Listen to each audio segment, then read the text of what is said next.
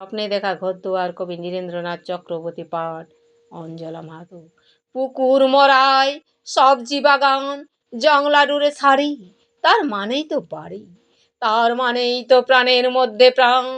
নিকিয়ে নেয়া উঠোন কানি রোদ্দুরে টান টান, ধান খুঁটে খায় চারটে চড়ই দোল মঞ্চের পাশে, পায়রাগুলো ঘুরে বেড়ায় ঘাসে, বেড়ালটা আড়মোট ভাঙছে, কুকুরটা কান খাড়া করে শুনছি কথা বলছে কারা।